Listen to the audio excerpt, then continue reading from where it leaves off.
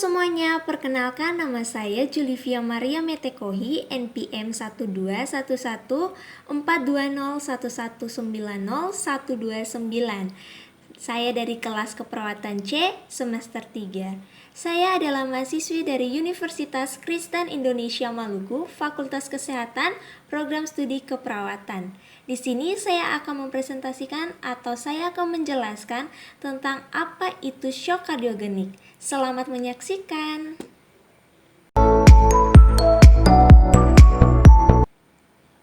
Nah, sesuai dengan yang tadi saya katakan sebelumnya, saya akan menjelaskan apa itu shock kardiogenik. Karena pasti banyak yang bertanya-tanya, apa sih shock kardiogenik ini? Dia itu seperti apa? Penyebabnya itu seperti apa? Tanda dan gejalanya itu seperti apa? Dan lain-lain. Nah, di sini saya akan menjelaskan definisi atau pengertian dari shock kardiogenik. Nah, shock kardiogenik ini adalah suatu sindrom klinis di mana jantung tidak mampu memompakan darah secara adekuat untuk memenuhi kebutuhan metabolisme tubuh akibat disfungsi otot jantung. Nah, shock kardiogenik ini merupakan sindrom gangguan patofisiologi berat yang berhubungan dengan metabolisme seluler yang abnormal, yang umumnya disebabkan oleh perfusi jaringan yang buruk. Disebut juga kegagalan sirkulasi perifer yang menyeluruh dengan perfusi jaringan yang tidak adekuat. Nah, yang berikut, apa sih penyebabnya sampai bisa terjadi shock kardiogenik ini? Nah, penyebab dari shock kardiogenik ini yaitu karena gangguan kontraktilitas miokardium. Itu ada juga karena disfungsi ventrikel kiri yang berat yang memicu terjadinya kongesti paru dan atau hipoperfusi iskemik. Kemudian penyebabnya juga karena infark miokard akut. Ada juga karena valvular stenosis, miokarditis, kardiomiopati, atau gangguan otot jantung yang tidak diketahui penyebabnya. Penyebab selanjutnya juga karena trauma jantung dan juga komplikasi bedah jantung. Nah, bagaimana sih perjalanan yang berikut yaitu bagaimana sih perjalanan penyakit dari shock kardiogenik ini? Nah, patofisiologi dari shock kardiogenik ini adalah adanya penurunan dari kontraktilitas miokardium yang menyebabkan curah jantung itu menurun. Nah, tekanan darah rendah dan iskemia arteri koroner. Kemudian yang semakin memperburuk kontraktilitas jantung.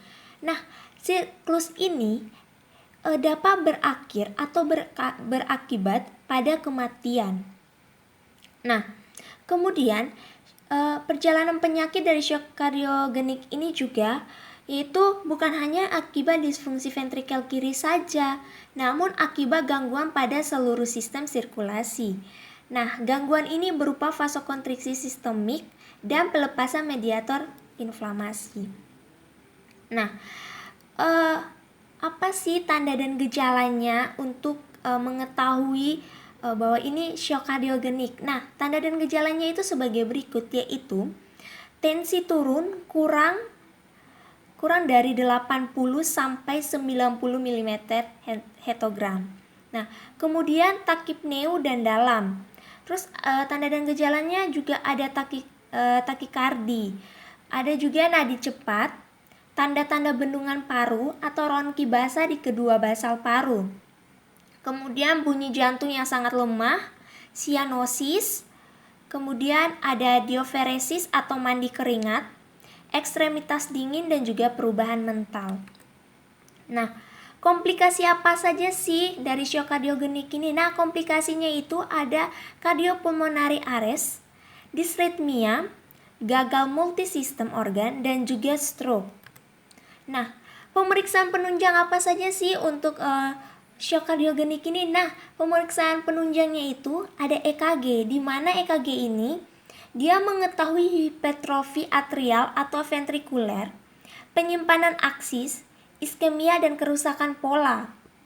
Kemudian ada juga pemeriksaan ECG, di mana pemeriksaan ini mengetahui adanya sinus takikardi, iskemi, infark atau fibrilasi atrium, ventricle hypertrophy, disfungsi penyakit katup jantung. Nah, selain itu ada juga pemeriksaan ronsen dada. Nah, di mana ronsen dada ini menunjukkan pembesaran jantung.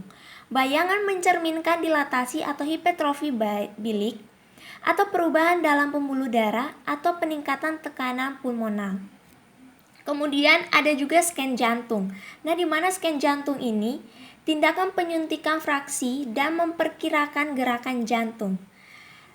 Ya, kemudian juga ada pemeriksaan kateterisasi jantung, di mana kateterisasi jantung ini yaitu dia memeriksa tekanan abnormal, menunjukkan indikasi dan membantu membedakan gagal jantung sisi kanan dan kiri, stenosis katup dan insufiensi, serta mengkaji potensi arteri koroner. Nah, penata laksanaan dari shock kardiogenik ini seperti apa? Nah, penata laksanaan medis shock kardiogenik ini yaitu pastikan jalan nafas tetap adekuat. Bila tidak sadar, sebaiknya dilakukan intubasi. Kemudian berikan oksigen 8-15 liter per menit dengan menggunakan masker untuk mempertahankan PO2 70-120 mm hetogram. Kemudian penata laksananya juga ada rasa nyeri akibat infrak akut yang dapat memperbesar shock yang ada harus diatasi dengan pemberian morfin. Nah, ya. Kemudian ada juga koreksi hipoksia, gangguan elektrolit.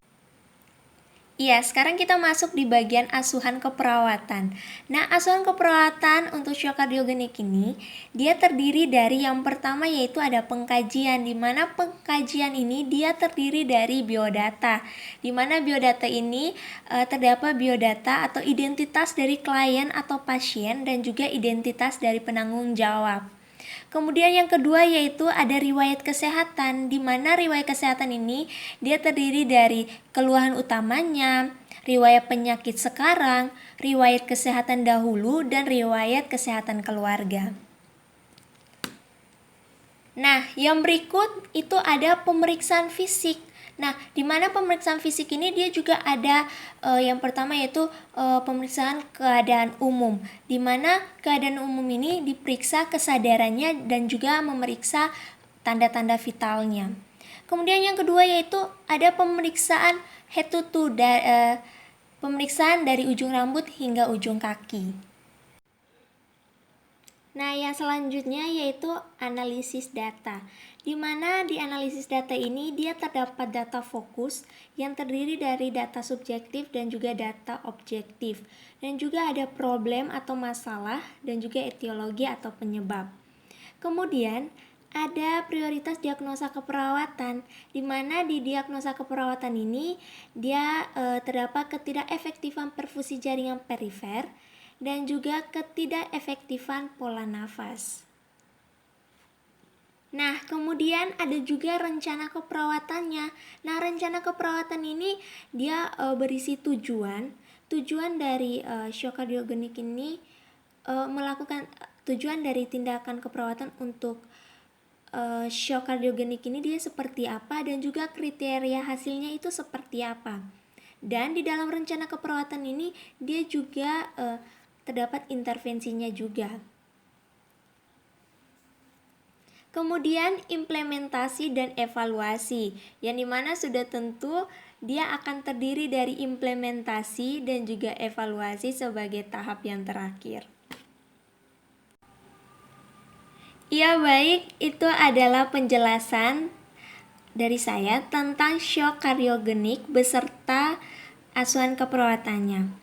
Saya mohon maaf jika saat saya menjelaskan ada kekurangan kata atau salah kata, mohon dimaafkan dengan kekurangan yang ada pada saya. Sekian penjelasan saya hari ini dan sekian dan terima kasih.